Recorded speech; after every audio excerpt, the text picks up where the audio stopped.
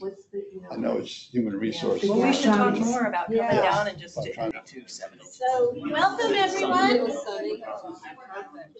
Nice. Panel here.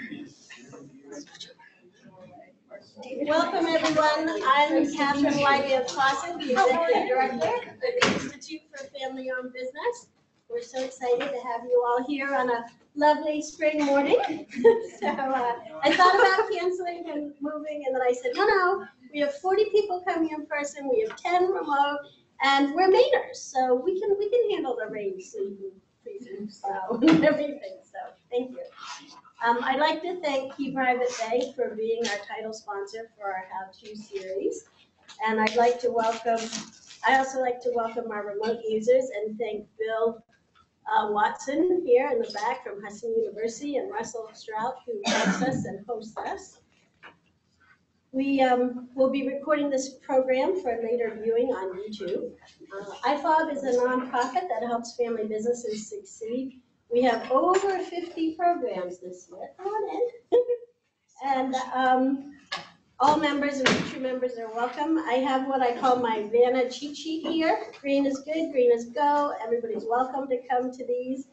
The pink ones are for women. The men can come to some, except for the wine and wine, because the ladies really like that. But we do have a golf scramble afterwards that you can join. And then we have various affinity groups. I have lots of flyers out front. This one is a nice new infographic about us and what we do and facts about family business. And it also has a lot of our upcoming programs. It's also that time of year for our Maine Family Business Awards. You have until Friday to nominate. This year, it'll be our 20th anniversary for the awards and the 25th for the Institute. And if you fill out the application, this is what everybody gets. So you get, if you're not a member already, you get a complimentary membership from June through to December. You get 2 tickets to the awards night. You get promotion and everything that's tied in with it. And we're gonna have 25 finalists this year. We have over 40 probably in applications going now. So we'll see who those are. We'll announce semifinalists and finalists. We've also tied into a relationship with Down East Magazine. They are also a family business, and in celebration of our 25th anniversary in June, they're offering all family businesses. You don't necessarily have to be a member of the Institute, 25% off on their advertising rates. And then, as I mentioned, we did have women's programs. On April 25th at the Woodlands Club, we have situational awareness and travel safety. We did this program last year with a police officer, Michael Mercier. He showed us how to use pepper spray and how to be safe, and it was an excellent, excellent program. So I recommend you bring your staff and get involved. And then we have June 5th, I told you was the awards. We'll have Sean Gorman from LL Bean will be speaking. And we have our wonderful, at the end of the program, we will be doing door prizes because we will be collecting information from you on our surveys. So I'll give you time. We'll go around. If you haven't got your card in, we'll do that. But we base our programs based on those surveys, and that's how we got here today. So this is our second in a 3-part series. The first one was on crisis communications. This one is on recruiting, retaining, and engaging employees.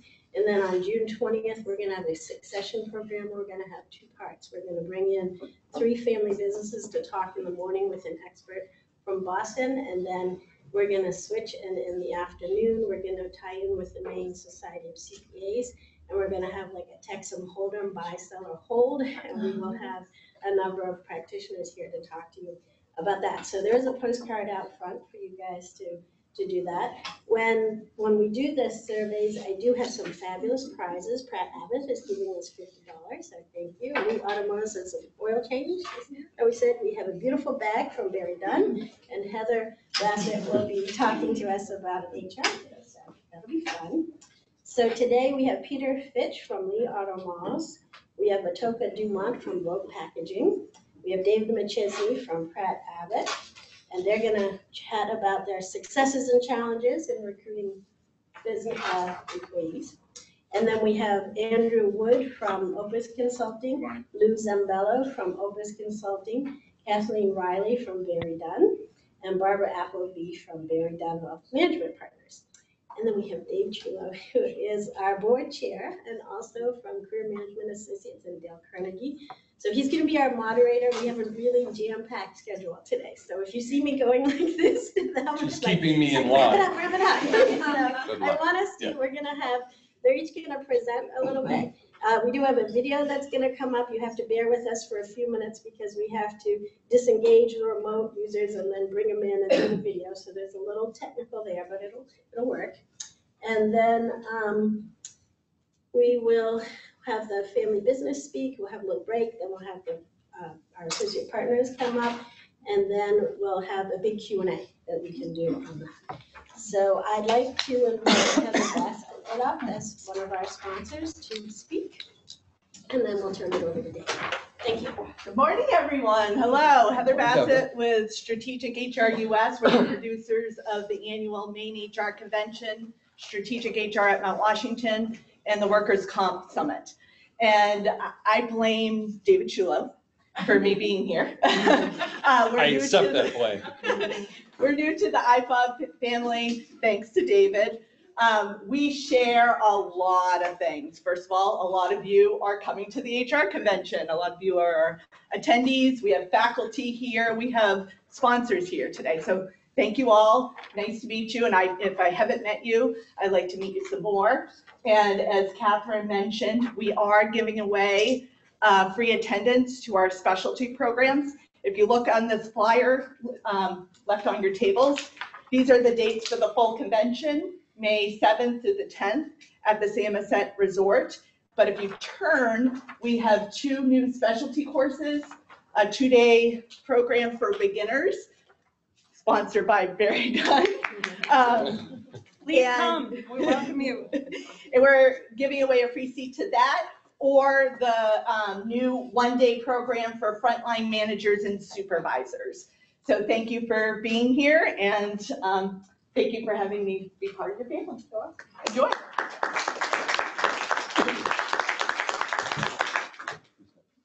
Oh, I'm up. See, you have to be kept in line. How's everybody doing today? Great. Well, yeah. All right. I was telling Catherine on my way over, I was very happy to be here yesterday. The voice was cracking, looked like I'd have laryngitis, and she's like, please don't. This is amazing with honey, tea, and maybe a little extra help. Little kick. She suggested on the way over, little something, so I'll try that. It worked. I have a voice today. I'm very happy. All right, so we're going to get started right here. We're going to start with the 3 panelists. Atoka, you want to start first? Am I going first? Oh, is it Peter first? Oh, Peter, I apologize. Peter first. All right. Okay. So, I was right here. Yeah, it's right there. Yeah. all right. Quick through. Go ahead. Going? Keep going. Going? Other one. The other way. The other one. Here we go. There we go. One more. One more. One Keep more. going. There you are. Wow. And then. Scary. And there's your spot. There we go. All right. That looks familiar. Okay. Well, good morning, everybody. Thanks for being here. I'm Peter Fitch. I'm the HR director for Lee Auto Mall. I've been with Lee for about 15 years, all of it in HR. And what could possibly be challenging in a business that specializes in used car salesmen? It's all easy, right? So you think you have challenges? Well, we have a few. We have about 500 employees spread over 19 locations around the state. And that is part of one of the challenges that we have.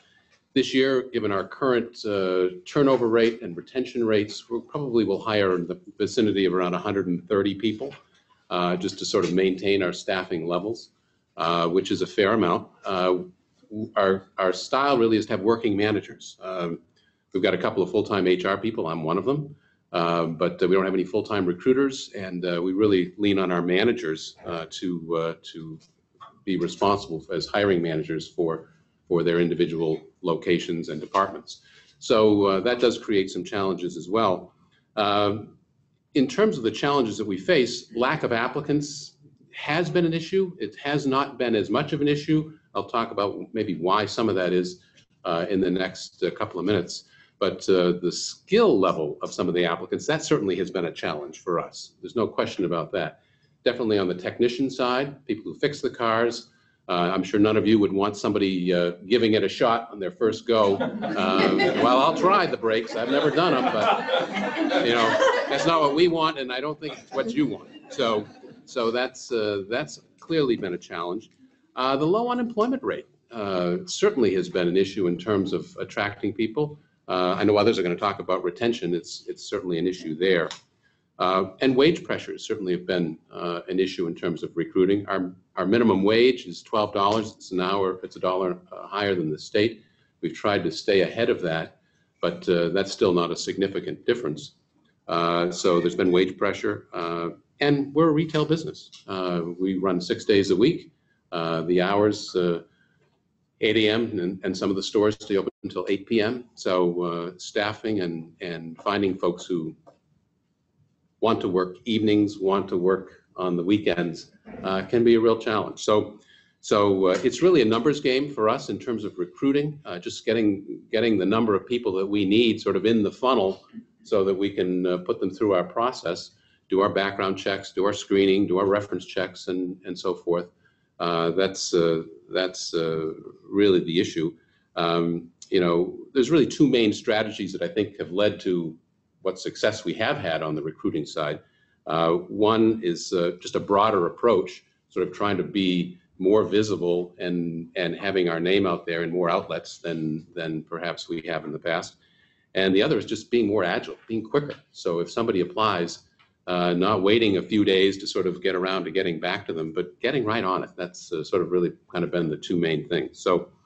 So we've really tried to, in terms of our successes, we've really tried to increase the volume of the folks that we've attracted, and that's been through additional outlets. We want to be visible on as many online outlets as possible, so we're trying to get to sites that we know will get picked up with aggregator sites, and that will then ensure that we're being seen by the maximum number of people. We've really, I think, leveraged technology in the last 5 or 6 years to our advantage, and that's taken a couple of different forms, but it's really been important. We went completely online application probably 6 or 7 years ago. And that was primarily because we would find that somebody would fill out an application at one of our 19 locations, but it might never actually get to those of us who needed to see it. And so waiting 3 or 4 months to call somebody is probably not the ideal strategy for recruiting. So that has helped. It's centralized things so that the hiring managers and those of us in HR, we can see all the applications. So we've got a very robust applicant tracking system that's been very helpful. Another piece that has really been helpful is we found that people would start to fill out an application online and then they would stop.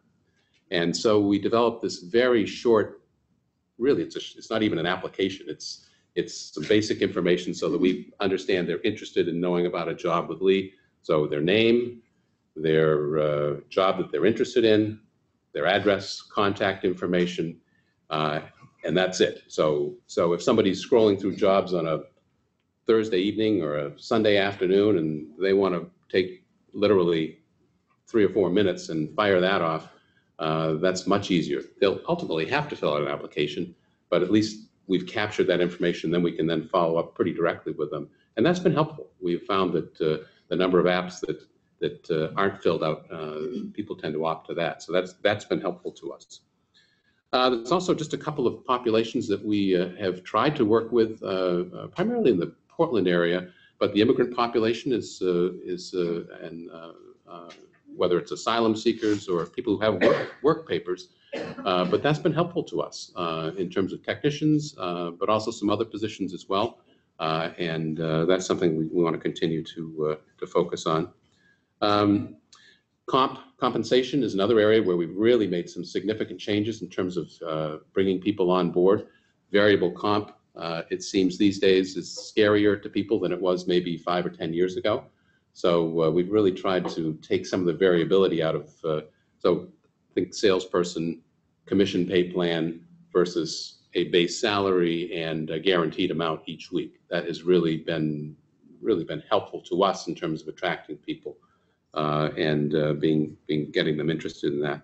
A lot of internal referrals. I'm sure many of you have maybe referral programs, but we probably get 30 to 35% of our hires from internal referrals. Now, we pay $500 for a successful referral, so in the course of a year, we might pay, $35,000 in referral money. But to have that kind of steady source for candidates, especially oftentimes people, technicians in particular, if they've worked with other technicians, they know those folks, and that's been very helpful to us. We have looked at our benefits, some of the surveys that we've done with our employees. There's certainly been some issues with benefits at different times that we've tried to address, whether it's vacation or 401k or whatever it happened to be. So we've done that. And then kind of a working goal that we have for 2019 is really doing more with career mapping, both on the sales and the service side. So that when people come in, especially with an entry-level position, they come into the organization, they can have a better sense of, all right, where could I expect to be 6 months from now or a year from now, that kind of thing.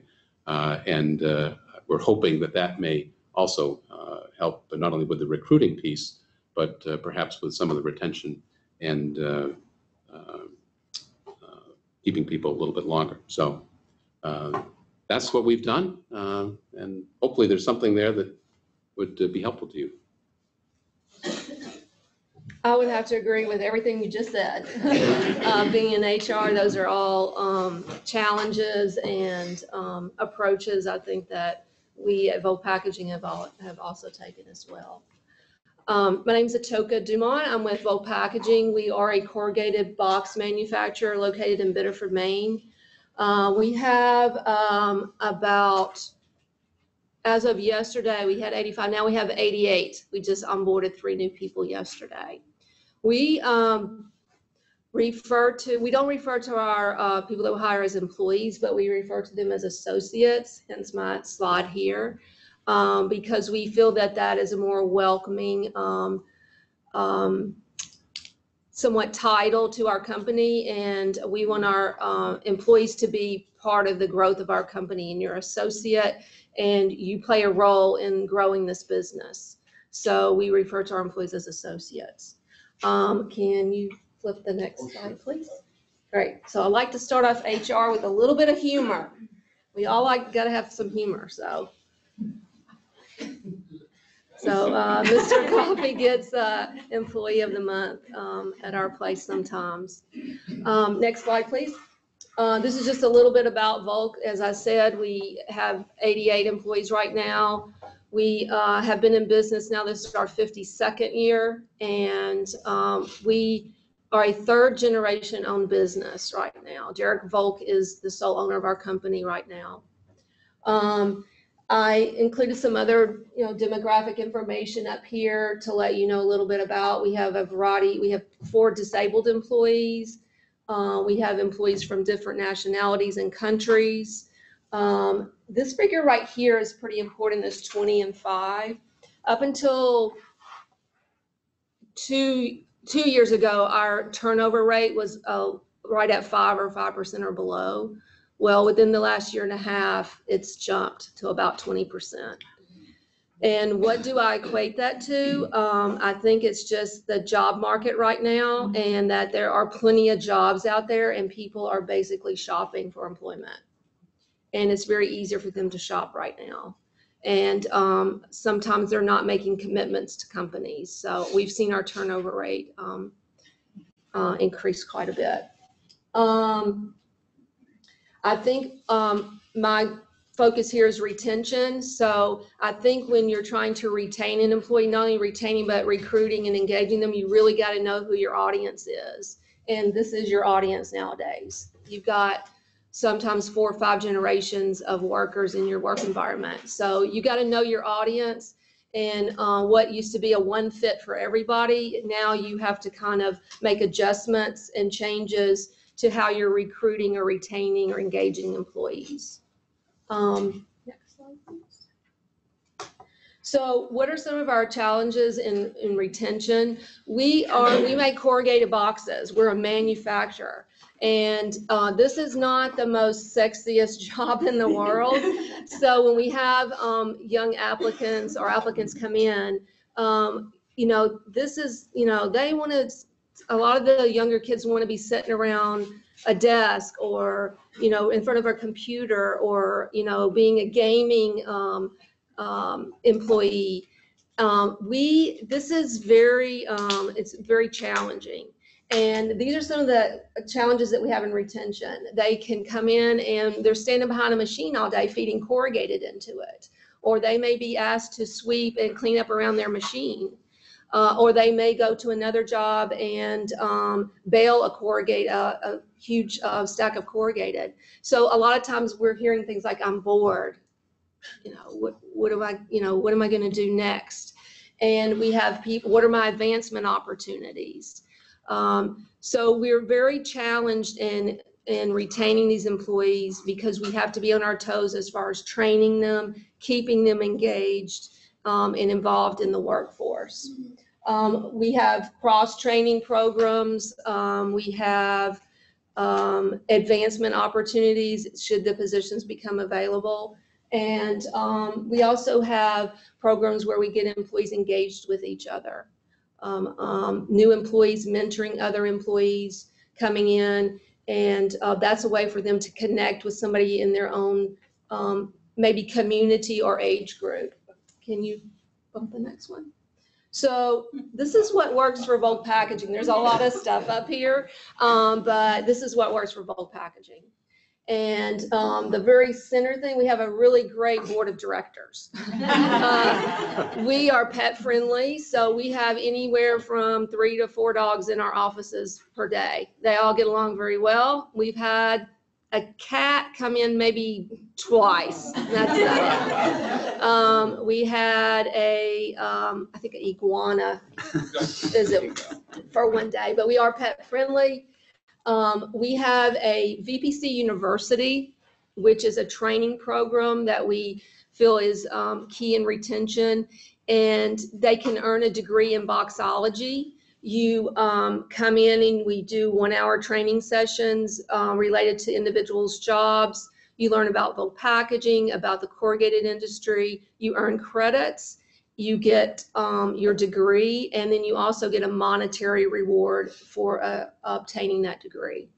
And it's not quite that easy because one of the goals is that we have our office staff go out into the plant. They have to spend so many hours out in the plant observing and working with our employees in the plant, and then our plant or production employees have to come into the office and sit and learn and understand what we do in the office setting and learn how it all comes together.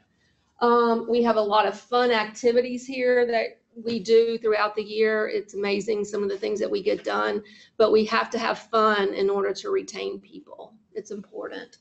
So these are just some of the things. We give a Benjamin Volk Award every year, which is a top award at our business.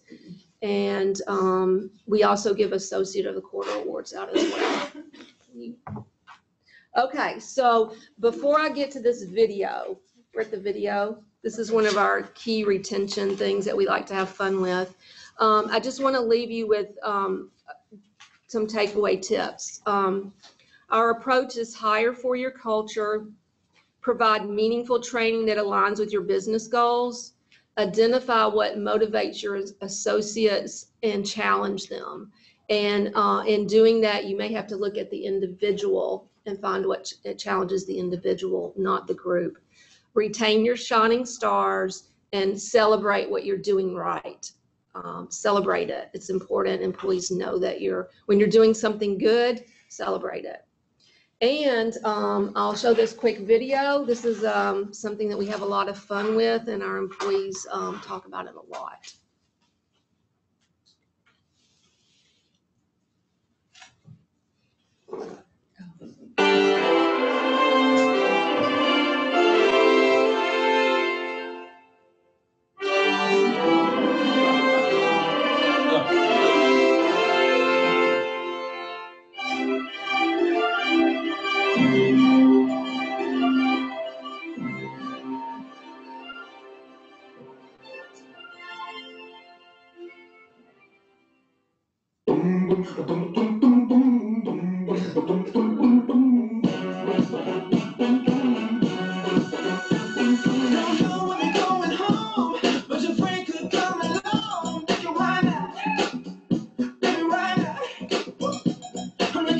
don't wanna blink. Mirror tells me I'm a king. I'm thinking, why not?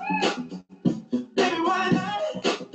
Oh, take a sip now. Take it down now. Say out. Oh, do this now. Sing it loud on me right now. Say out. 'Cause I believe we can fly now.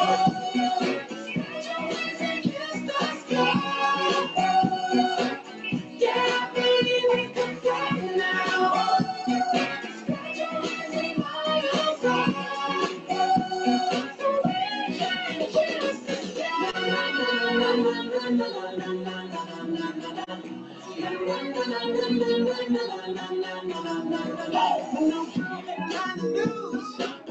Still coming through, I'm thinking, why not? Baby, why not? I'm gonna stop your phone. I'm gonna make you pop your trunk. Why not? Baby, why not? Oh, take a sip now. Take it down now. Stay out. Oh, this now. Sing it loud on me right now. Stay out. 'Cause I believe we can fly now.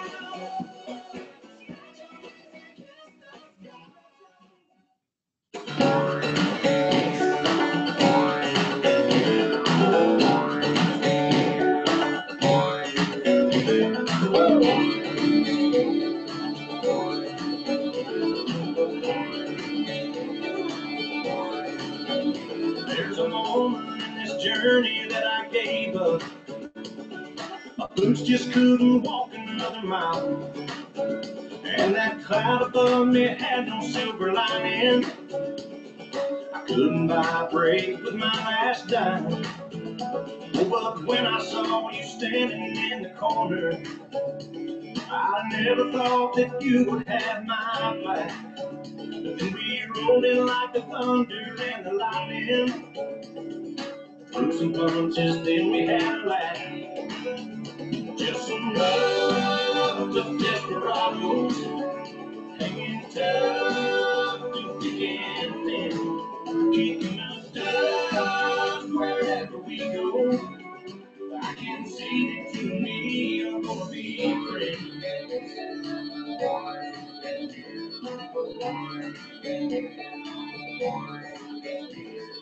Who'd have thought we'd wind up here together?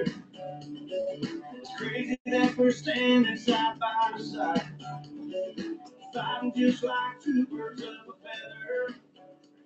Who's gonna tell us now?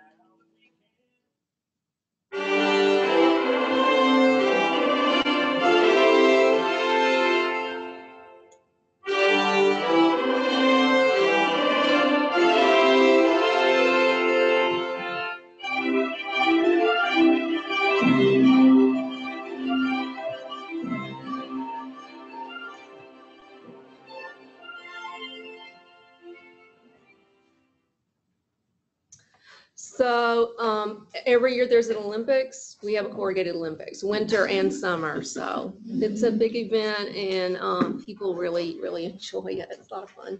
That's awesome. Nice work. Yeah. I'm Dave Machesney, owner, president, third generation dry cleaner. We've been in business for 75 years. I'm an ADHD serial entrepreneur charged with leading 165 team members.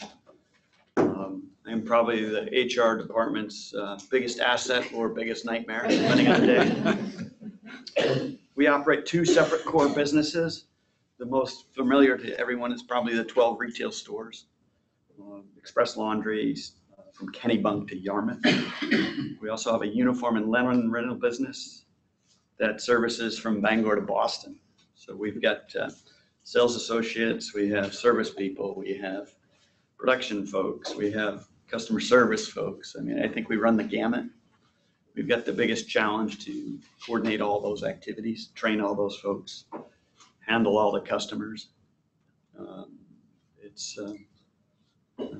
honored to have such a great team, but it's a ton of work.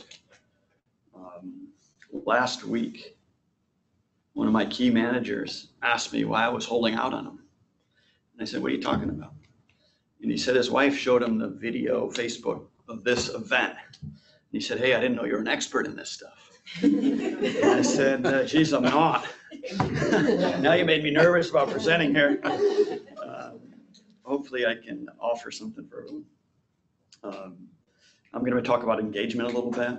In national companies, I mean, all the surveys, spending for corporate culture and engagement is at record levels, yet employee satisfaction and engagement numbers are at record lows. So obviously what we're doing isn't working. We're not connecting with our folks as well as we could or should. You know, I ask myself this question all the time, are we focusing on the root causes here? Are we doing things that make us feel good, but that really don't impact the employees? How do we engage with our employees? We do a ton of things. They're all different because I have the two separate businesses, but I hired a full-time recruiter a year ago just to try to elevate the level so that we can engage. Our managers were finding they didn't have the time to actually recruit. I mean, it's a competition out there. We're all competing for a very small pool, and I think it's a shrinking pool. And Peter said speed is key. I agree with that. If you're not on them in a second, they've got a better job somewhere else. We had one of our folks celebrate their 47th anniversary and retired last fall. And we had someone ghost us on Monday. So it's a challenge. Some of the things we do are, we do job trials. So it's a 1 to 4 hour shadow the job, see if it's a fit for you. We do mentor once they're hired. We have video training. We do English as a second language classes on site. We have employee awards, pizzas, lunches, birthday cakes, industry specific training, individual management training, coaching, management team coaching, industry association memberships, management best practices and cost groups, uniforms, holiday bonuses, full benefits, 401k, earned time off, all those normal things that everyone does. And I still don't think it's enough. I think in the future, we're going to go back to basics and do a much, much deeper dive into company culture, clear vision and mission, core values. We're competing for these folks. We better have a comfortable work environment. We better have trained managers. We need a cohesive leadership team. We need trust, conflict, commitment, accountability, results, all those things count. And if we're not focusing on them, how can we expect our folks to engage with us? I mean, if we don't have clarity and over communicate that clarity on a regular basis and reinforce it with all our policies, procedures, and everything else, I think we're gonna, it's gonna be a tough go. I mean, I've had competitors sell to me because they could not hire and retain and engage their employees. So these people are going out of business because they're not paying attention to this stuff. And it's a huge challenge. So hopefully you guys can give us the silver bullet. I know there isn't one. No pressure. You need a Gatling gun for that, right? But that's some of the stuff we do. That's some of the stuff we're heading in the direction of. I hope we're heading in the right direction. I believe we are. Let's give the panel a round of applause. We're taking a 5-minute break. So if you rest for 5 minutes, be right back. Andrew Wood. I work with Opus Consulting Group. I'm here with my colleague Lou Zambello, and we're going to talk to you a little bit about some of our experience with engaging and retaining whoops. There we go.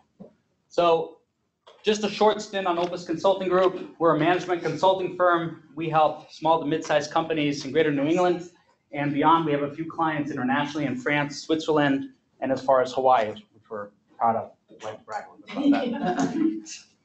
Extend the world. So the type of work we do with our clients, we help them improve their performance around areas of finance, operations, and their strategy.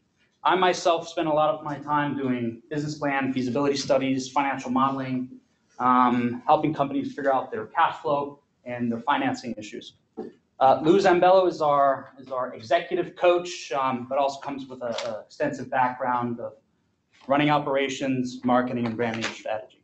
But I don't get to go to Hawaii. I didn't get to go either. So, What about France? So as I was preparing for this presentation, there's two big things I learned that I didn't know. And the first one is I'm a millennial, and I was very happy to hear that because we have a very young group in our office, and I'm part of that group. And so it was very fun to explain that to some of our other older workers. The second one is we started asking, as we're doing some of our research, we asked ourselves, what's the best job for a millennial? And so we asked Google, and Google told us the best job for a millennial is an emoji translator. And so I think 6 YouTube videos later and online emoji translators, we came up with our own sort of message here. So let me translate for you. How can old people train and work with baby workers? That's pretty good. Took us a while, but we got it. Perhaps not the best use of our time, but.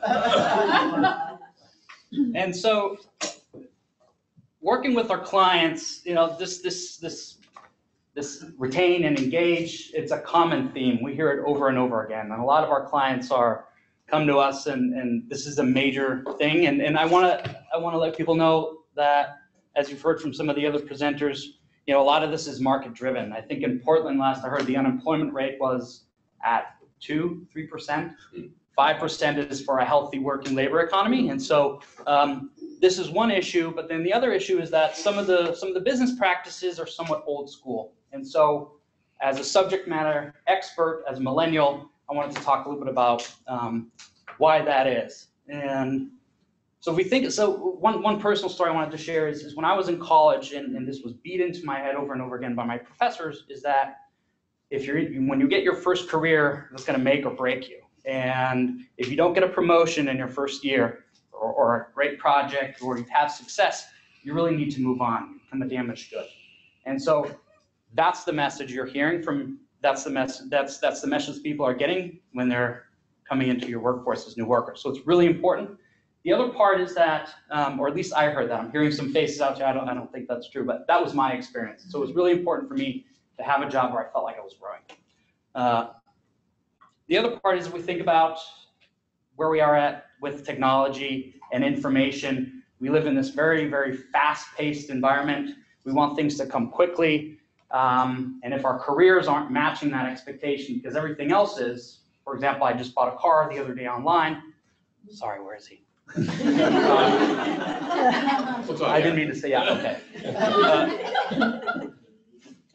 And if our careers or our jobs aren't matching that expectation of pace, I think there's a disconnect there. And so I think those expectations of giving millennials really a bad rap. And so I wanted to talk a little bit about some of the stereotypes that I've even heard some of them today. Millennials can be disloyal to employees. They have unrealistic expectations, maybe bad with social interactions. But the truth here is that millennials are young families. They have a greater social responsibility. Think about all these nonprofit engagements, AOC, environmental focus, and the social justices that we're seeing with the Me Too movement and others. More likely to start a business. 38% of millennials freelance. So there's the whole gig economy. Something that really sticks out to me, in 10 years from now, 70% of our workforce is going to be millennials. So this 38% is just going to continue to grow.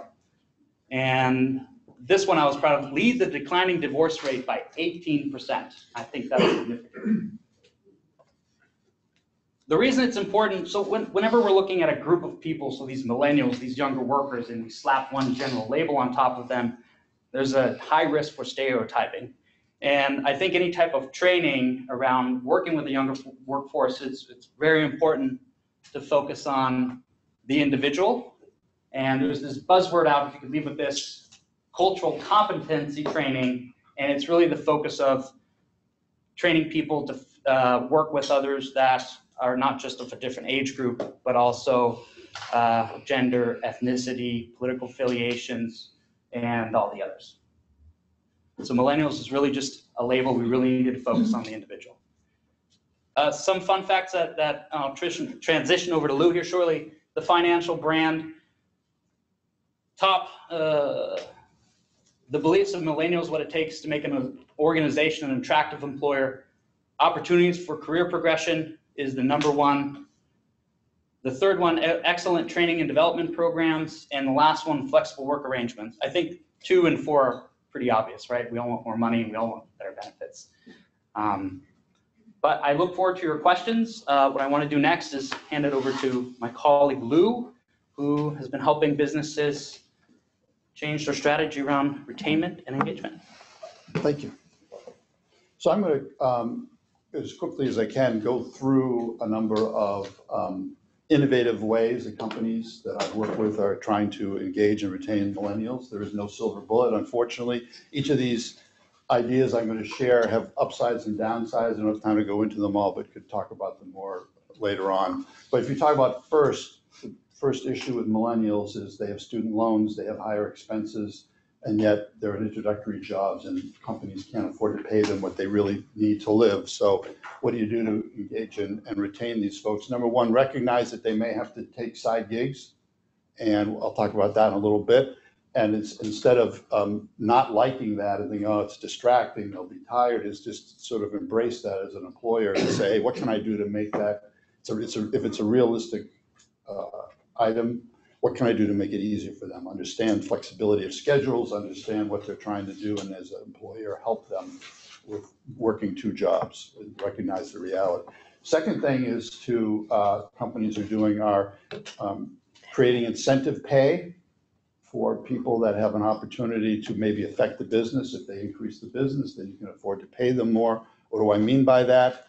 I had a client that's a small chocolate company. There was a person running one of their stores, and they gave that person an incentive to increase sales. And that person was a millennial, was very facile in social media, and started collecting emails and getting information from customers so that periodically they could send out reminders. It's Easter, it's Christmas, it's New Year's. Can you give a gift of chocolate? You may think the company should have been doing that anyway, but the point is that millennial was able to do that as part of their job, and they increased sales, and that millennial was able to share in that. Another example, dry cleaning example.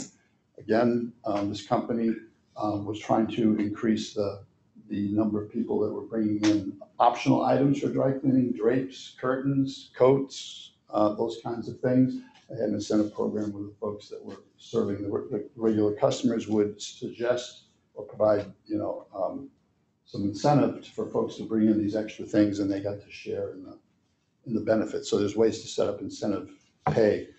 Third is just to recognize that millennials have a multitude of skills that perhaps do not exist in that company. There's lots of companies that are hiring out their social media, hiring out content for their website or Instagram or whatever.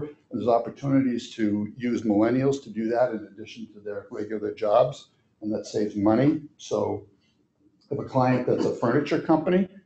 As you know, the high-end furniture business, you're doing a lot of sitting in the store with not a lot of customers sometimes. Instead of just polishing the furniture, they had those folks create content, write blogs, and help their digital marketing, which then they did not have to pay somebody else to do. When that happens, you can share the wealth. So there are ways to think about jobs and leverage millennial skills so they can earn a little more money. Second big thing, of course, for millennials is flexibility. The reality is 2 career families. In Maine, that means somebody might be commuting a big distance. Whether you think it's the right thing or not, people that have small kids, it's no longer just putting them in the backyard to play, right? They have to have karate practice and travel teams. So the reality is millennials need flexibility, and companies need to be better at understanding that and creating flexibility. And sometimes that just means thinking about things in a different way. There was somebody in a company that I worked with who had no flexibility. It was a small warehouse in this company. He was the only person that ran that warehouse, had to be there 5 days a week during regular business hours, except he really didn't. If the company could cross-train somebody so the guy could go to see his kid's softball game once in a while. There are ways to accommodate the flexibility. Big thing with millennials is vacation. Millennials are not used to coming to work every week, 52 weeks a year. They went to college, they were used to taking classes online. The biggest deficit to millennials is, okay, I'm starting out and my starting out is 2 weeks vacation. Not enough. Well, when I'm here 10 years, I'll get 3 weeks. Companies have to really rethink that. My son had an opportunity to work for a big company in Maine. He didn't take the job. He went out of state. Part of the reason was this was a typical, when you start, you get 2 weeks vacation. The company he's at now has no vacation policy or personal policy or sick day policy. There is none. You take whatever time off you want as long as your manager approves it, and there's not a lot of work to be done. It has to sync with the business. And that is why some young people are leaving Maine, because our HR practices are not keeping up with companies outside. So increased pay, flexibility. Move to the next, thank you. Millennials are very impatient. A number of people have mentioned this. And so it's really important to have real career pathing. Now that's a fancy word for some things that are relatively simple. I did a survey with Lee of Lee millennials, and I talked to their service technicians that work on the cars. And the reality is that that's the job they're going to do maybe for 20 years. There is no career advancement per se, but that doesn't mean you can't address their interest. They are still interested in advancing within their chosen field. So they want certification from the manufacturers. I want a Ford certification. I want a Chrysler certification. I want a certification for computer systems. There are still ways so people feel like they're advancing. Millennials know that the odds are is that they are not going to continue to work for the same company for their career. They want something on their resume because they're already realizing and they're being honest with themselves that their resume is going to be important. They're going to have to look for other jobs throughout their career, and they want something on there. So whether it's certifications or 6-month reviews, opportunities to change their job title slightly. There's Technician 1, Technician 2, Technician 3, Technician 4, anything that where they can feel that they are advancing their knowledge in a way that is applicable to what they're doing is critical. The other thing is millennials believe, and they're not wrong, that sometimes they know more about what is going to be required to be successful in this business than somebody who's been there 30 years. Catalog businesses. If you're a catalog expert like I am, who cares? Because it's all going digital. And so sometimes companies are reluctant to promote millennials. So I was senior vice president at Appleby at 37 years old. Then I went out west to Silicon Valley. I worked for a company that had 500 employees, and I was the oldest in the whole company. So Aaron Chase here from Lee is a millennial. He's 29 years old. He works in the Westbrook dealership. He's general sales manager. He has 40 people working for him. So part is recognizing that the world is changing, and sometimes millennials should be advancing faster than you're letting them advance. Fourth item here, use and leverage technical skills. Too often, millennials come into jobs, even jobs that are not technical. Maybe that's a factory job, but they still know more about technology in certain areas than the IT person that's been there 25 years. I have a friend whose son takes videos on his iPhone. He edits them, he puts them to music, he posts them to YouTube. It's a fair number of followers. He's 6 years old.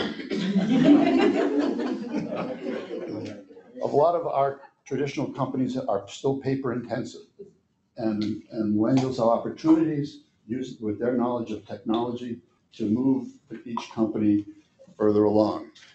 We worked for a town, and they had a guy that was driving their trash truck, and then also snowplow. And he used existing apps and put together an app for that town that now people in that town can go online and see where the snowplow is, see where the trash truck is. Did he have special training? No, he's just used to, using apps, Uber, others. So companies should always look to see how they can use millennials' technological abilities in ways that they can then reward them, rewards the company too. Lastly, this is really important, embrace and control their hobbies and interests. I think I saw a statistic that 35% of millennials have a side gig, that they have created their own business. This is happening more and more because, of course, Etsy and Amazon and digital age allows everybody's hobby to become a moneymaker. This is critically important to millennials. They think about it all the time. This is what makes their life interesting. If you are offering them a job that is okay, but not tremendously exciting, giving them the opportunity to pursue their passion on the side is critically important to them. So they work for you because they like the health benefits or they like the pay, but it's not the most exciting thing. So by having a side interest, it allows their overall life to match their overall interests. Traditional companies have said this is a horrible idea. You're going to be working on it at 3 a.m. and you show up to work tired. You're going to be doing it during the day. You're going to be sitting at the dry cleaning desk on your phone, doing your side gig. And I'm saying that's not the right way to look at it. The right way to look at it is to embrace that as part of an incentive for them to stay with you and be engaged because you're allowing them to pursue their passion. Now, there's limits to this, of course. I said I didn't have time to go through all the pluses and minuses. You have to have some controls, obviously, right? Like not during working hours. You can do it at lunch. You can't show up exhausted. So you have to put some limits on it. But within that, some understanding of that, it makes a big difference to them. And here's the interesting thing. By them running their own businesses, they become better employees for you because they learn a lot of things. Let's say you're in a business, a furniture business, and you want your employees to be more customer service oriented. Let's say their side business is they make street signs because they happen to be good woodworkers. The first time they deliver a street sign late, miss a Christmas deadline, or they produce one that cracks within a week, they learn firsthand, personal, visceral, what customer service is. And that translates to when they work their real gig. So they develop skills that then you can leverage yourself. So that's a quick summary of the 5 major things that I think can be helpful to engage and retain millennials. So thank you.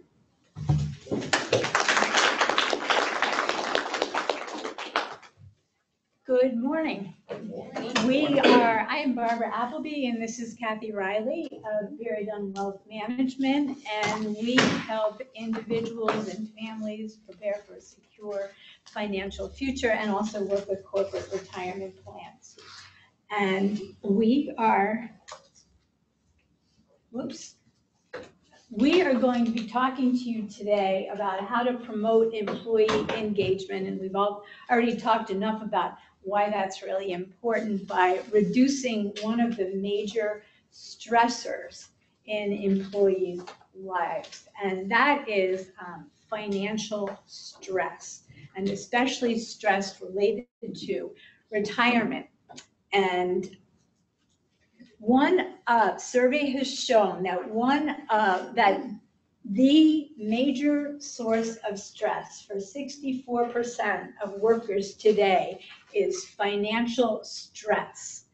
And 77% of HR professionals have said that financial problems impact employee performance. And so another survey has shown that employees are 2 times as likely to call out of work saying that they're sick, even when they're not sick, if they are under stress. And 44% of employers believe that helping employees deal with financial stressors will enhance their work performance. So this is a big deal in employee engagement. And one of the things that we have to think about is the fact that, which has been brought up already, we have different generations working today. And in terms of one of the reasons that retirement is such a big concern is that the traditional foundations for retirement are falling apart. For the older workers and even many of the baby boomers, one of the bedrocks of retirement was a corporate pension plan. In 1998, 60% of Fortune 500 companies offered traditional pension plans. In 2013, that number had declined to 24%. Today, only 16% of Fortune 500 companies have corporate retirement plans. Secondly, Social Security. If you watch the news at all, you know that Social Security is falling apart. Most boomers think that Social Security will still be there for them, and more than likely it will. But if the system doesn't change, by 2034, even boomers won't get the benefits that they're being promised. It's easy enough to change the system, but there's a reason that it doesn't work, because when Social Security was put into place, did anybody know what the average mortality age was? It was 61. And you couldn't collect any benefits until you were 62. In the US, and figured that one out really well. So, but today in the US, I mean, the average mortality age is 79, and if you live until you're 65, the average mortality age, depending on who you're asking, is somewhere between 84 and 88. So the system just is not working. It was never intended to support us for 20, 25, 30 years, and so that's why we've got a problem. So more and more people are going to need to be relying on their corporate retirement plans and outside savings to get them through those 20, 25, 30, or however many years they have when they're not going to be working anymore. So one of the things we need to take into account, as we've already said, there are different generations. The main groups in the workforce today are the boomers, the Gen Xers, and the millennials. I'm a boomer. How many more boomers in this room? How many millennials? Let's have a shout out for the millennials. That are the future of the workforce in the US. But we have all had different life experiences. We have different frameworks. The millennials, when they started working, for the older millennials, they started working, maybe they had a 401k plan, and all of a sudden 2008 happens and their balance is 50% of what it was, and they're like, hey, I don't know about this system. Boomers and Gen Xers had a little bit more time to understand that things go up and things go down. So plus, socially, we have a different framework. Every baby boomer remembers where they were when JFK was shot. Every millennial, one of their formative national experiences was 9/11. They watched those towers crumbling to the ground. And my son was 11 at the time, and he had a friend who said, well, nothing matters anyway, because in 2 years, we're all going to be dead. So that's what they were thinking as they were headed into adolescence.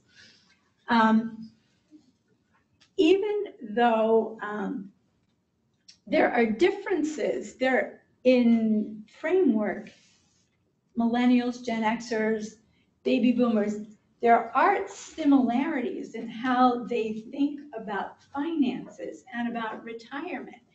Interestingly, the the biggest priority for all groups in the workforce was saving for retirement. That was also the biggest priority for baby boomers and for Gen Xers, but not for millennials. Millennials' biggest concern is having enough money to get by day to day. And we already heard about that today with student loans, and they're starting to have kids and all of that.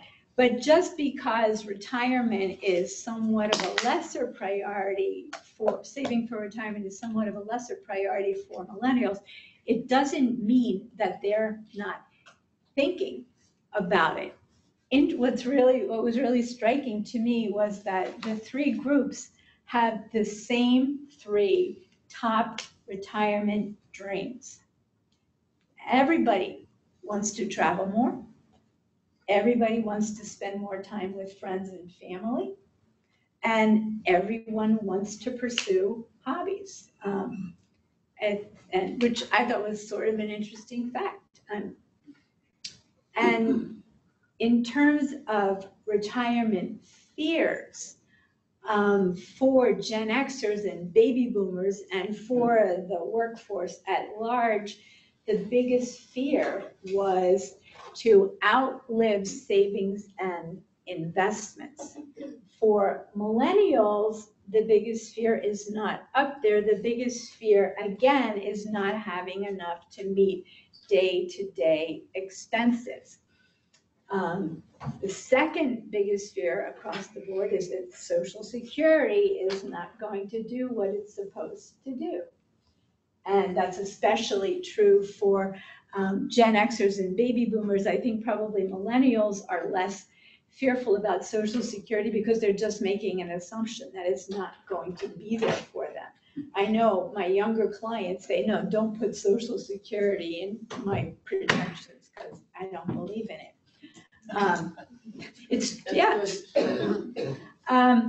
I'm still counting on it personally. As a boomer, it better be there, or I am in big, big trouble. Another big concern is long-term care across among workers in general. It's the third biggest retirement fear, and as you get older, it becomes more of a concern. The baby boomers, we've seen more of our parents who have ended up needing long-term care.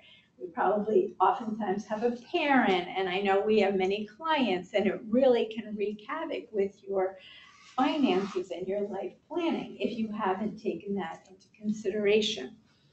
And I'm going to turn it over to my lovely colleague. Good morning, everyone. I'm Kathleen. Oh, and by the way, we have great retention in our group. We've been together since 1997. And all of in our small group, we've got, everybody's been with us for at least 10 years. So we're really proud of that. And we have boomers, Gen Xers, and millennials. We got them all. So I'm going to continue to pepper you with some interesting facts that Barb and I have pulled out of recent studies. And the reason why, again, just a reminder as to why we're doing this, is we do realize that financial stress is having an impact in the workplace. So it's one minor thing we're able to focus on in the short time we have to speak with you, but we're hoping that'll give you an opportunity to take back some ideas on things you can implement in the workplace to reduce that financial stress and therefore increase productivity and employee engagement. So jumping into some of these more other statistics, 164,000. Does that seem like a big number to anybody? Depends on what it's for. Right, probably got a nice motor car with that. That's okay. So 164,000 is the median amount that baby boomers have saved in all of their household retirement accounts. Not good. Strikingly low, huh? And so when you think of two other things that we know about retirement today, is that 60% of the assets that you are going to tap into to fund your retirement come from your own savings, right? And Barb already highlighted on another one. People are retiring now for 20, 30 years. How far is that gonna stretch out over that time period? So that is why there is a savings and retirement crisis, and this is why there is some stress coming into the workplace. 80% of Gen Xers are actually participating in their workplace retirement plans or some other type of savings plan. That's a pretty good participation rate. But, there's always a but, right? Gen Xers happen to be, out of the 3 generations, the generation most likely to be behind in their retirement savings. So they're participating, but they're not participating enough. And millennials, 76% are looking to their employers for advice and guidance on how to achieve their retirement goals. Now that's a pretty interesting number. Barb and I both found that to be a striking number when you think back to what Barb said, that retirement isn't necessarily their #1 financial priority at the moment, but they're thinking about it and they want to know how to go about getting there. I'm going to skip a slide and possibly jump back to that one. The next couple slides have an interesting correlation for me. About half of all workers say that they are guessing about how much they're going to need for their retirement. They're guessing, right? Some of the other things they could do, sit down with an advisor, do a worksheet, base it off their current living expenses. They're not doing that. That's especially true of millennials and Gen Xers. Baby boomers are also guessing, but a larger percentage of them have actually done some homework based off of their current living expenses to get a basic idea of what they're going to need. So they're guessing about how much they're going to need. 2/3 of them agree with the statement, I don't know as much as I should about retirement investing. That tells us they're guessing about how to invest those assets that they are saving. And what does guessing do? It's an open question. It raises anxiety, or you go into an avoidance mode, right? You don't want to deal with it, so you don't do it, okay? So we know, Barb and I as financial advisors know how important an investment strategy during the duration of your time to save for retirement planning can have, right? So let's, as employers, perhaps finding strategies to take the guesswork out of saving and how to invest your assets. So retirement benefits help in all 3 of the things we're here to talk to you today about: recruiting, retaining, and engaging employees. 88% of all workers, and you can see the percentages are high across all 3 generations, that just having a 401k or an employer-sponsored plan is important to them. 81% of all workers, and there's a Gen Xers, that's not 8%, that's 8, it's supposed to be 83, little typo there, right? When they are considering whether to accept an offer with a prospective employer, one of the major factors in their decision is the retirement benefits. This is especially true of your Gen Xers at 83%, but it's fairly close. Well above 3/4 of employees are making that consideration. So it's a good recruitment tool. The likelihood of switching employers for a retirement plan, 59% of all workers. They're likely to go to greener pastures for a job of similar responsibility to another employer who has a similar or better retirement plan. Millennials are most likely to feel that way.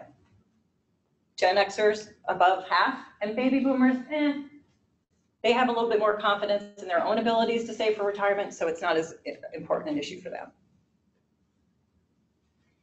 Simply having a 401k, I like to make a difference, right? It's what I love. I love what I do. I feel like I'm making a difference in people's lives. And Mainers, as a community, I know like to make a difference. So believe it or not, simply by offering an employer-sponsored plan, you're making a difference in the retirement and savings crisis that's going on in the country today. So 89% of workers who are offered a 401k or some sort of employer-sponsored plan have a higher savings rate than those individuals who do not.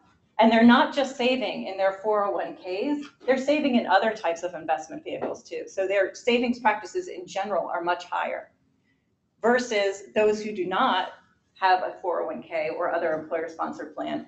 Only 49%, which is a significant difference, have any sort of savings plan in place. And we're going to jump back to that statistic that we talked about before, is all the generations are looking to their employers for help and guidance on how to advance their retirement savings and be able to plan for their future, whatever that future is to them, whether it's working or continuing their hobbies and making those a business. They're looking to you for advice on how to do that. So if you're thinking of incorporating and helping address the financial stress that your employees are feeling, you might also want to keep in mind some of the emotional triggers that are happening to them, because people make decisions based on emotion. We all know that current events and the economy Barb and I see it all the time. If the market's up, people are really excited, they want to get in, which is not necessarily the right time to get in, right? That whole, tradition of buy low, sell high. And then, if it goes down, they tend to do the other thing. So, so those are emotional triggers. People are having a reaction and they're taking action on it.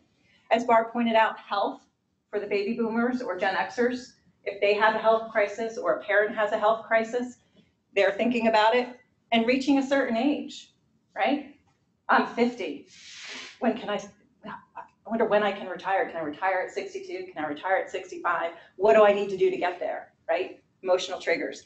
And believe it or not, 2 of the emotional triggers for your younger generation is becoming a parent and getting married. And you think that's counterintuitive, right? Because those are costly events.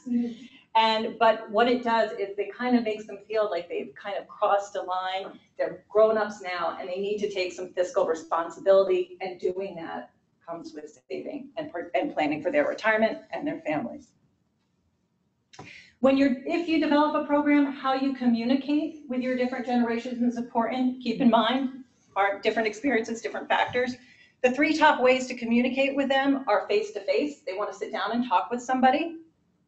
They want electronic communications or online tools. And this is where your retirement partners can come into play and help you. You don't have to reinvent the wheel to bring in this programs to reduce financial stress. As advisors, Barb and I, one-on-one consultations overwhelmingly is what people are looking for. We like to come in, we like to do employee education. It gets us out of our normal work routines and we get to meet new people and we get to meet with them one-on-one and talk to them.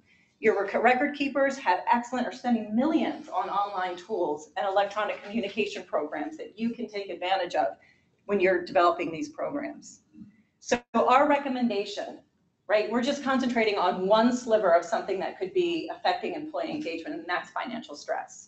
So educate, they're looking to you for education. If you're thinking of developing an education program, don't eliminate them from the process of developing those programs, right? Find out what they're interested in.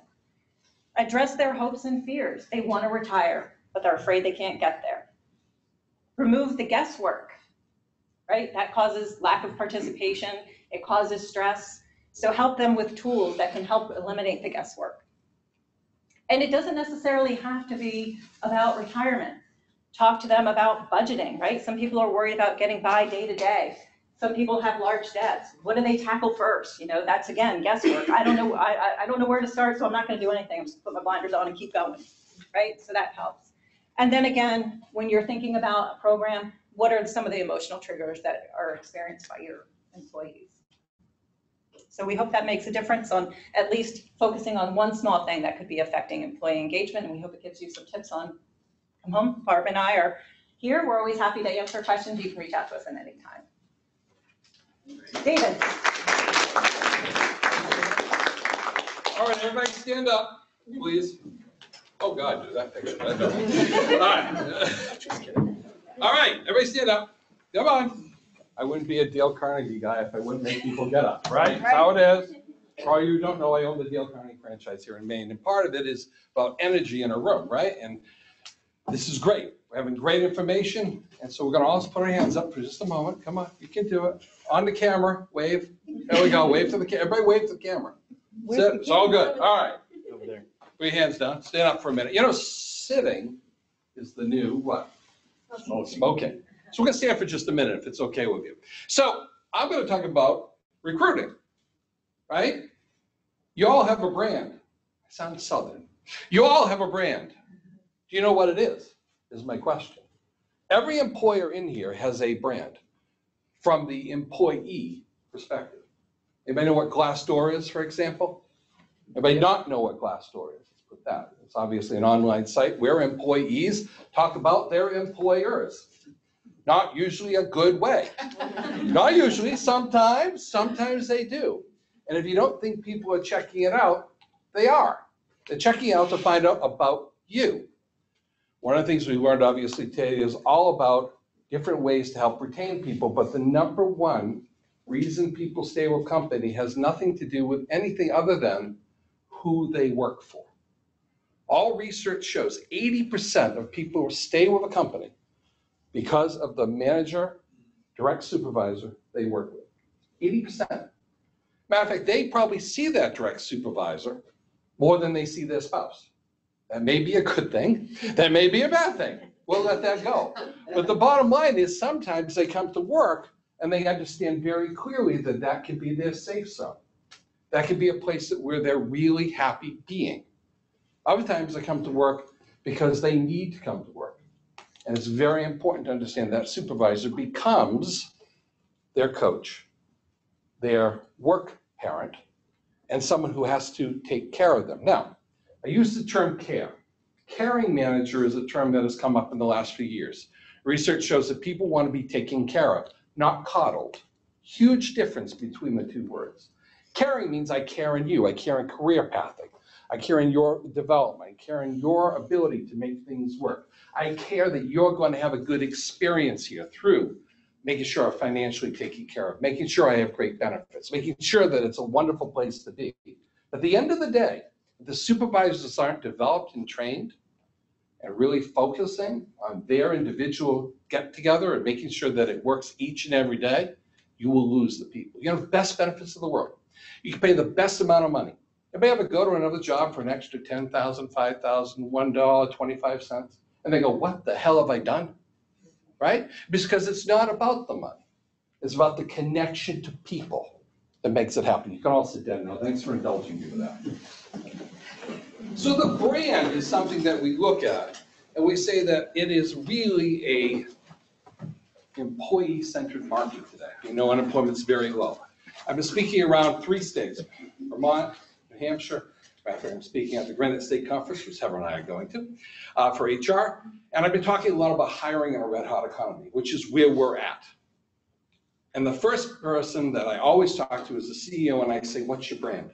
And I don't mean your brand having to do with what you sell, because you're selling yourself and you're selling your company to people. What's that employee brand that you have? That's the connection I asked you to think about today. And if you don't know what that is, you probably should find out, because that's really where the rubber meets the road. It's where the connection between the employee and the supervisor or the employer. Second most reason that people leave, second, is not believing in leadership. Senior leadership, vision, mission, talked about that here today, right? They don't see a path forward. They don't understand where people are going. They don't understand where you're taking the company. Why are we doing these crazy things? Why are they shaking everything up? Well, sometimes there's good reasons, but we don't communicate it well. We don't direct it well. We don't make those things happen. And the third reason is they don't have pride in the organization.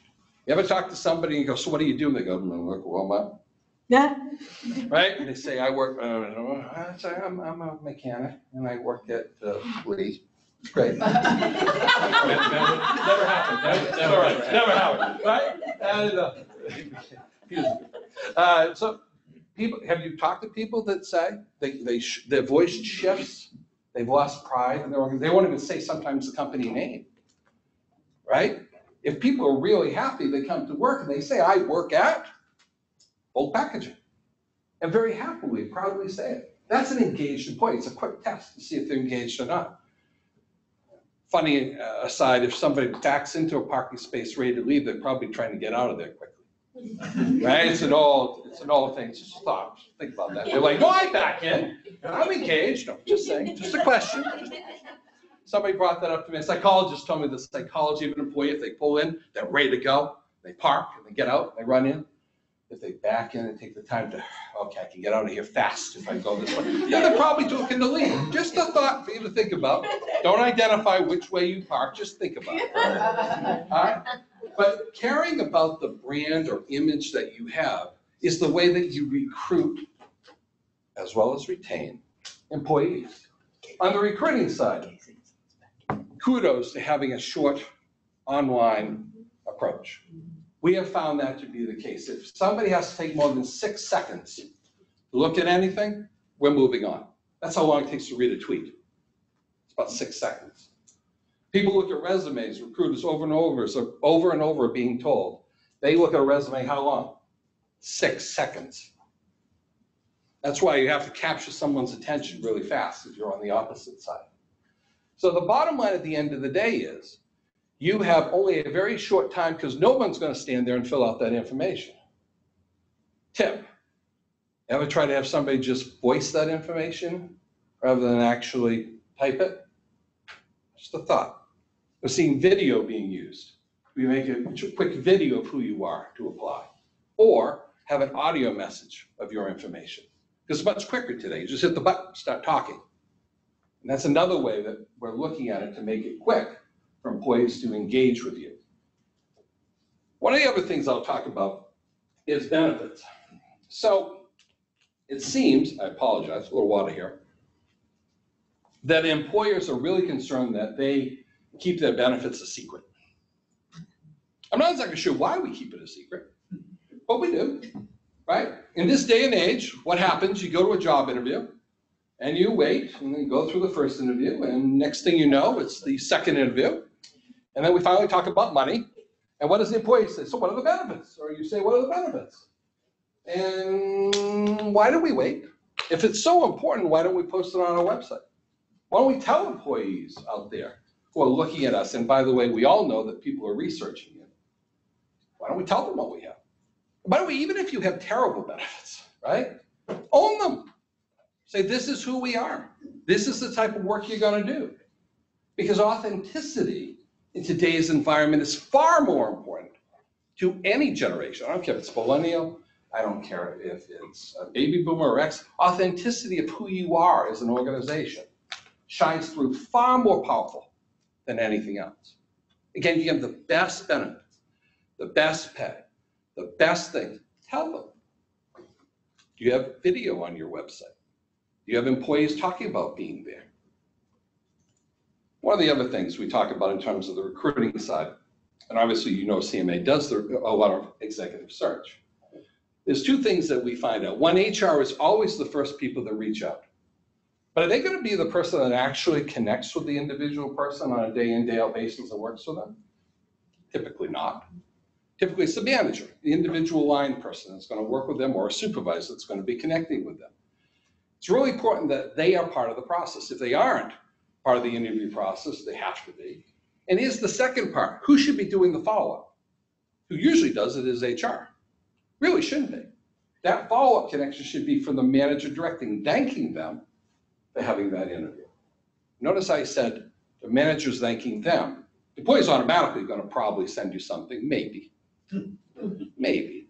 But in a red-hot economy, you have to cater to them. It's the opposite thinking that we've been thinking about today. And make one little beef that I always have. Automated systems are great. You have customers out there that you never respond to who apply. That's the biggest beef employees tell me all the time. So when we do outplacement and we send people out to apply to all these roles, they may get a response 1 out of 10, 1 out of 20, 1 out of 30 times, other than automated messages. Thank you so much for applying. You're very valuable to us. Right? That's not very valuable. They know that's not authentic. They know that.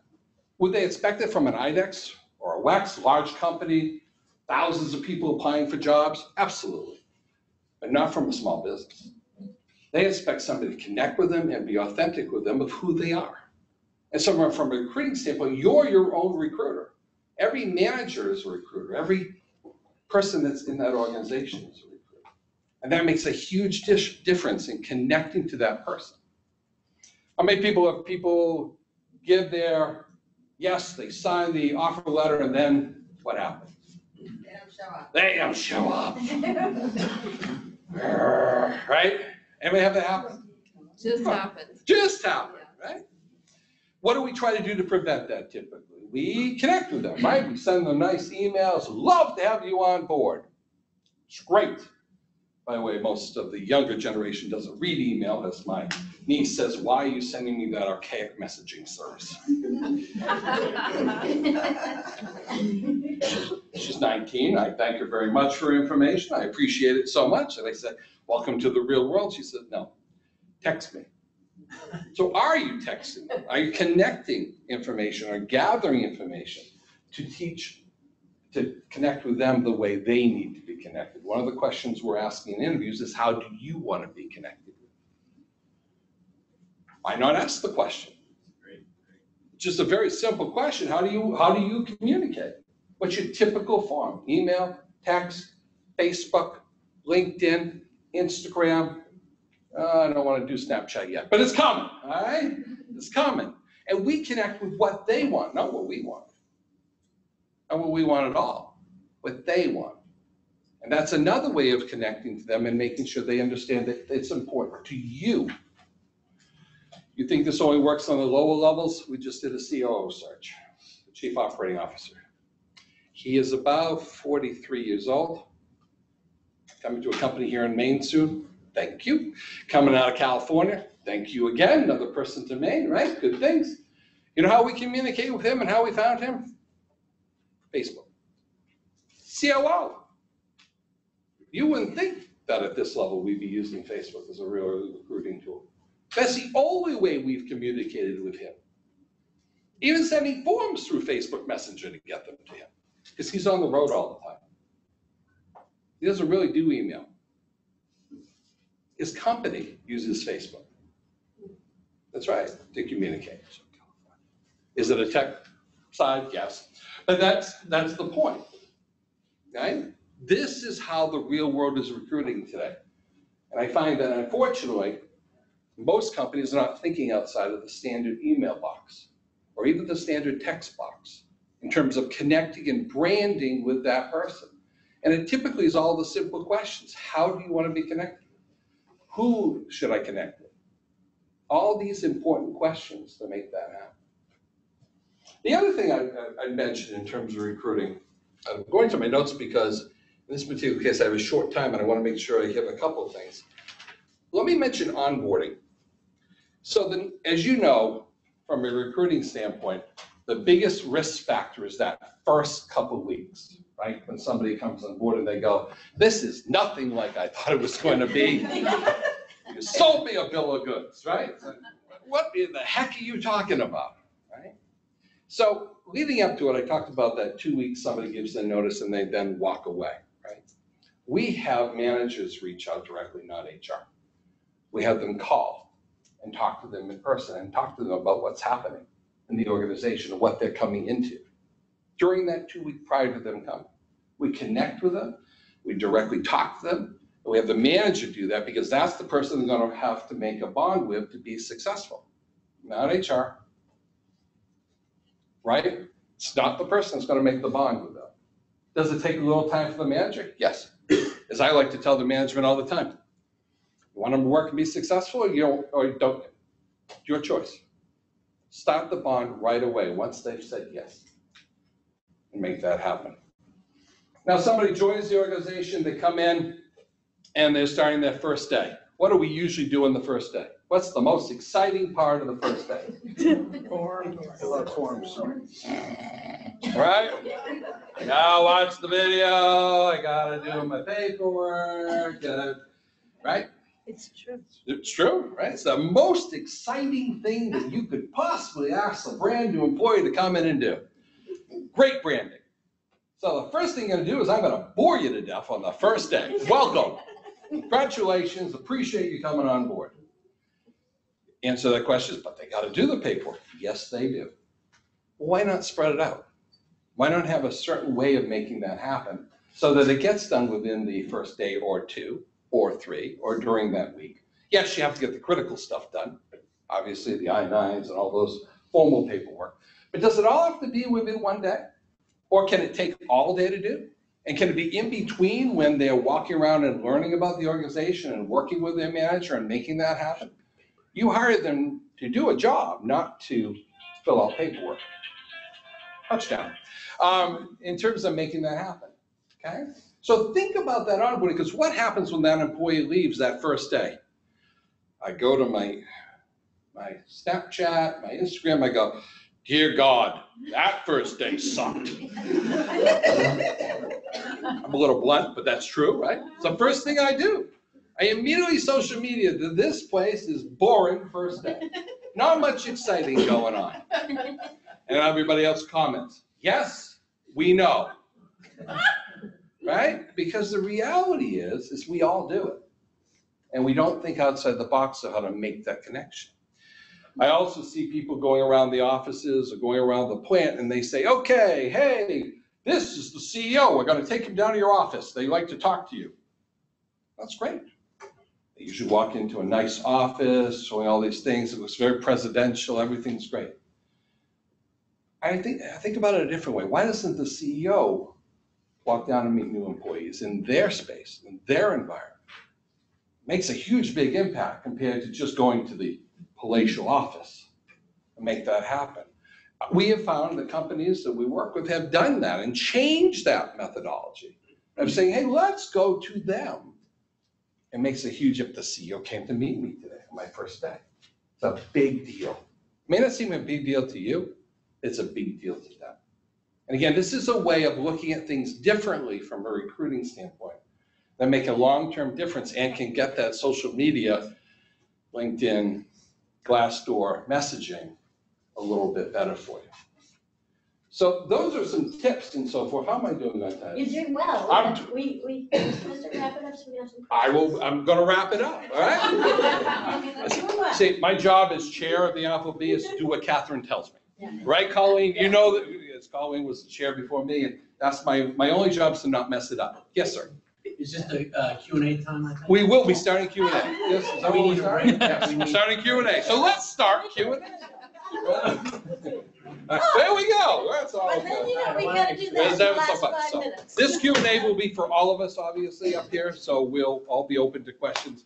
Yes, sir. Yes, so two questions. One, for the group who's up before everybody, are you big believers in performance management system deployed in a company? And two, any comments on this new issue of stay interviews? And if anybody has a template for a stay interview, please send that to me. I'd like to see that. So I'll take the first half and I'll let anybody else talk about stay interviews if they wish. I'll just simply say you're talking about performance management. yeah, scorecarding, overall. Yeah, the reality is performance if you're not doing it either monthly or bi-monthly rather than yearly, you're missing the boat. Instant feedback is what people are expecting today. And by the way, nobody ever liked the yearly review. Baby boomers hated it. I used to write, we hated them. Xers have hated them, right? It has nothing to do with that. Feedback has to be instantaneous because I don't remember what happened a week ago, let alone a year ago. And usually the review is what we call the halo or horn effect. Whatever happened the last few months, you either did well, you got a good review. Whatever the last few months you did poorly, you get a poor review. Right? So the reality is that you really need to be looking at reviews on a monthly or quarterly basis. It could be one page, very simple format with a manager and the employee have a conversation about what's going well, what needs to improve, and how the projects are working. Very simple in terms of making that happen to the group or the other. Millennials love reviews because they live their whole life with reviews. Uber reviews, Airbnb reviews, reviews on Amazon. I mean, their whole life is, that's the first thing to do is look for reviews. And so they viscerally understand that and they want feedback often because that's how they live their whole life, feedback. And they don't want just boss feedback. They want peer-to-peer feedback. They want, 360 feedback because again, they're used to that. Anything else about stay interviews? We're going to talk about that. I can send you a stay interview template. Thank you. You know, stay interviews have become almost the same, right? That monthly or bi-monthly review is really a stay interview. Wait, time out. What Yeah, is so, stay so, interview? so, well, I'll tell you my vision of that and what we've deployed and then the. Sure, please. So, Can you share with us who you are? I'm Dennis Boyle. I work for a company called Sales Acceleration. Great. So, so part of it is I go in with a company and help them when we get good people. It's everything that everybody was talking about today. So there's, I went to a seminar and the new deployment, and by the way, they talk about millennials, so we use that as the moniker of the difference between the rest of the world. There are two other generational components in there that you really need to adhere to with differences, but that's an aside in the discussion for another day. The one thing that I learned from a company is that instead of a performance review where you say, here's what we agreed upon and how we metricing versus that, it's more of a conversation to say, what is it that I need to do to help you stay? I want to know whether it's, and people talk about it, whether it's, what are your personal things that you want to accomplish in conjunction with how you work? What are other things that I can do? Do you want a climbing wall?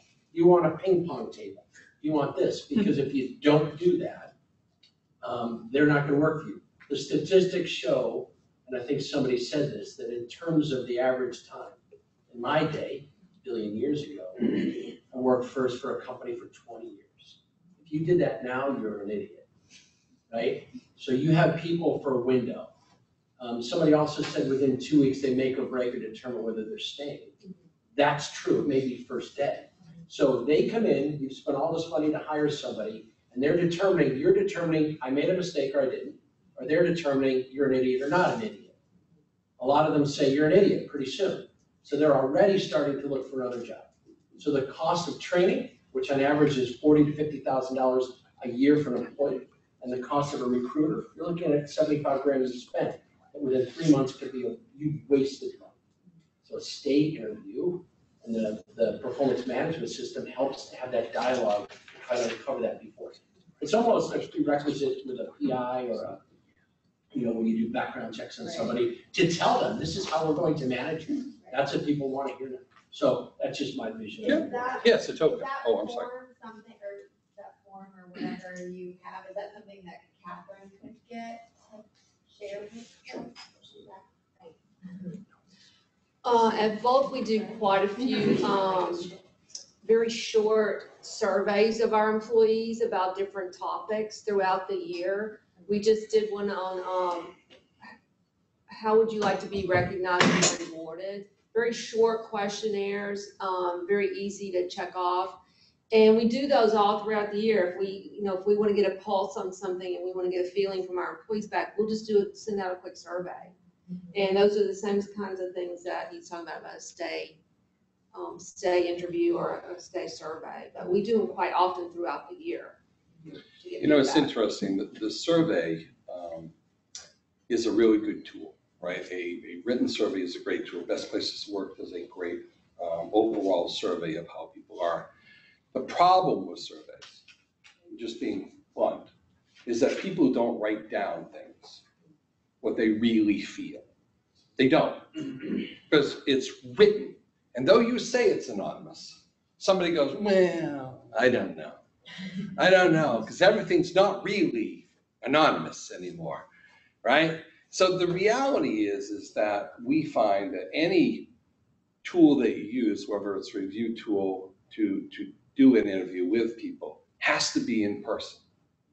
And it has to be because body language changes the dynamic of what they say versus what they act, and you can probe past those questions. You can't do that with a written survey. You just can't get those answers. You can try, but you just can't. Yes? So to add to that, something that we started last year, we did surveys, but then we took the survey information, pulled it together, and then we did what we called donut coffee chats. Yes. And so we did smaller groups of folks that went to, like, for example, our 5 ice cream stands, and we met with them, and we, from the survey results, we pulled out more information so we could make them feel open and comfortable. And some of the feedback we got was simple things that we could put in place, like the radio. I mean, you know what I mean? It's not, you know, raises and things like that. So, and now I feel like our communication has improved because of that. So it wasn't just a survey, we did something with it and got more information. So. The last survey that we did, of course, most of the time we don't ask for name. If they want to include their name, they can, we don't mind. But I asked for age. All I wanted your age. And because we wanted to look at the different boomers, millennials, X and Ys, to see how these responses fell into these age groups. So we got a pretty good response back. I think we got about 47% back. So. Other questions? We have some pre-done questions by people who have done them in advance, but yes. I'm not exactly sure who this question is for. It could maybe be for anyone. But Lou, you triggered something in your description of millennials, and they've got great ideas and don't stifle what they're doing outside. I'm wondering if you've got this great talent pool, or this employees that have wonderful talents. I guess what I'm wondering is have any employers tweaked their business or changed their business model because of who is working there? Or because if it's so hard to attract people, maybe our business model isn't quite right. I mean, boxes, cars, and dry cleaning, maybe it's packaging, cars.com, and rent the runway, for example. I mean, very different business models, but maybe that's necessary. We're not attracting enough people to what we have. So I don't know if you or anyone else, or maybe that's just too far out there. I don't know. I'll just say we certainly are changing, maybe not quickly enough, but we're changing the model with which we serve retail customers that want to buy cars. Because some people will actually go online and buy a car. And that's just wrong. Yeah, that went well. That's just wrong. Right as I set out. But because of that kind of thing, people don't want to spend an entire Saturday at a, I certainly wouldn't. Nobody does. So we are changing our model to try and address that. Whether it's changing fast enough, that's another question. My observation is that one of the real challenges in Maine businesses is that Maine businesses are still very traditionally run, and the average age of the workforce and the management and the presidents are much older than the rest of the country. If you compare the way businesses are run here versus businesses are run in California, and my perspective is unique because I was at Appleby for 14 years and I went to Silicon Valley, which is like a whole nother universe.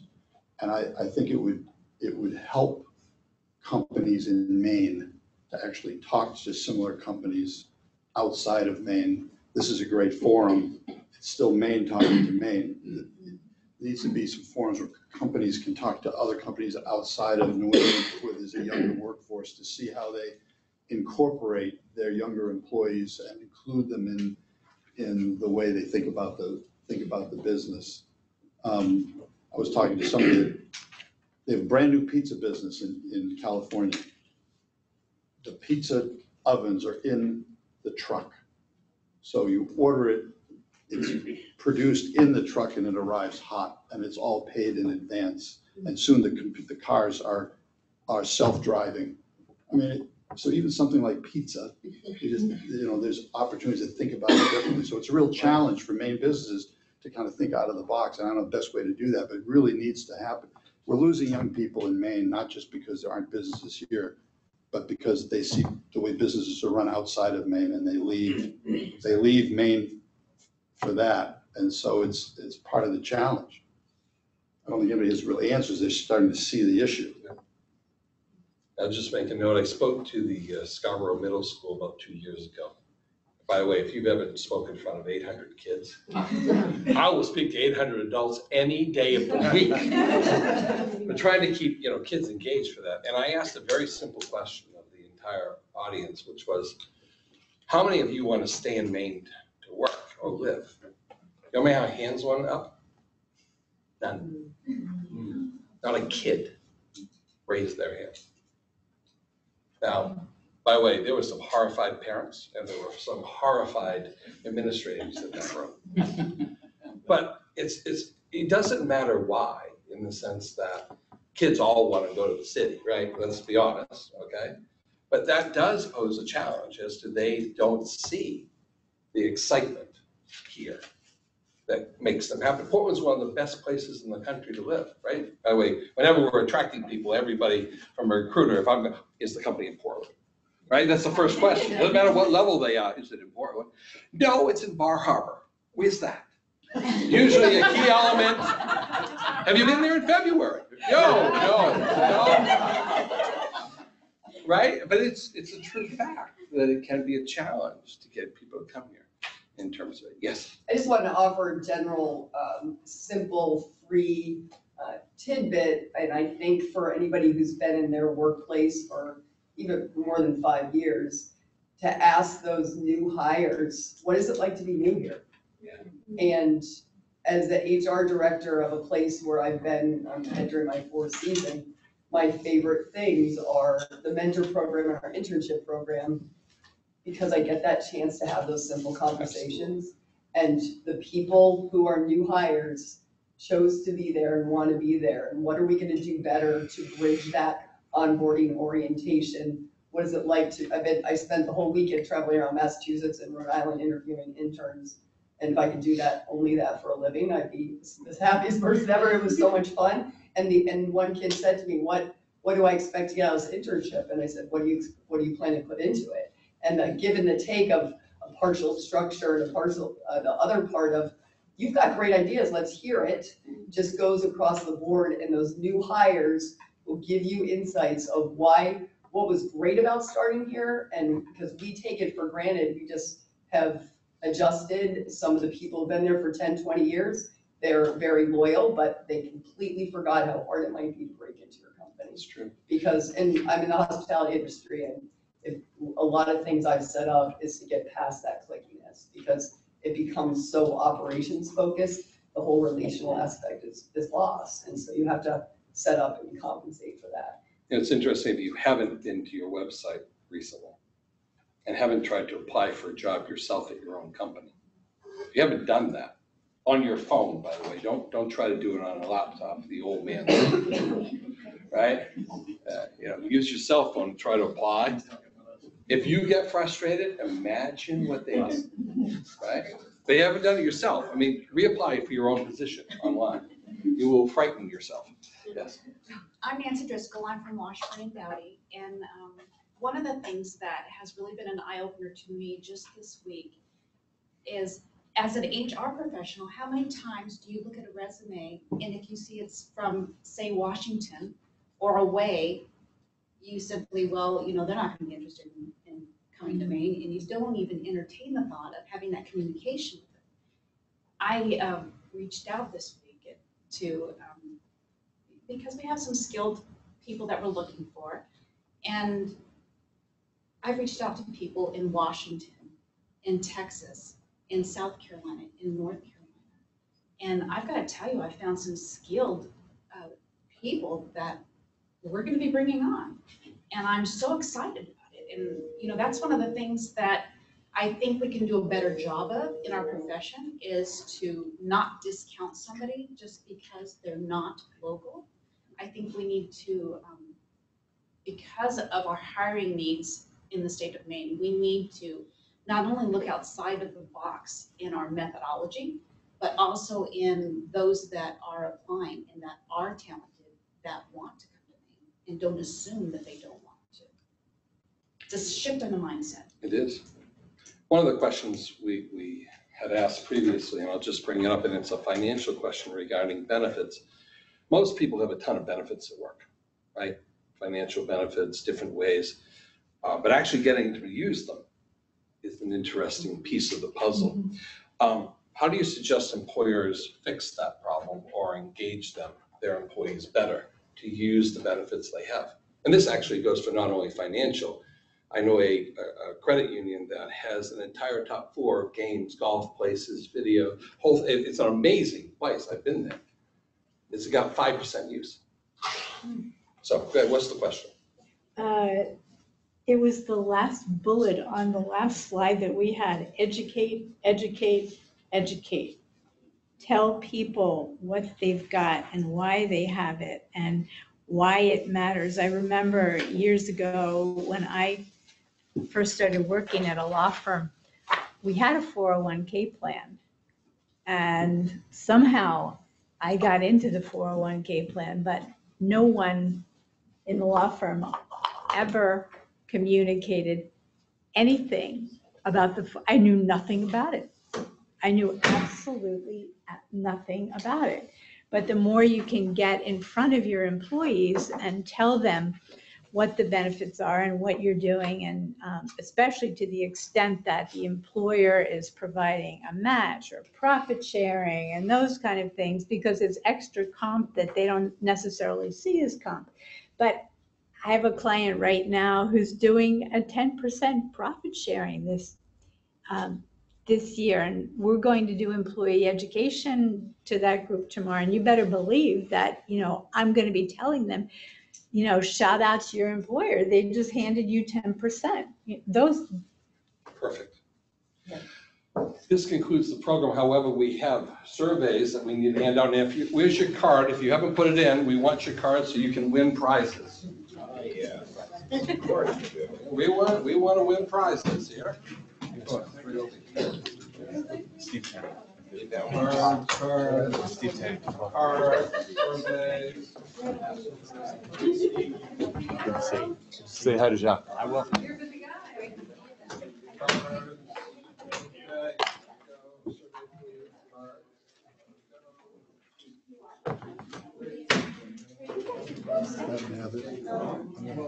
There we go.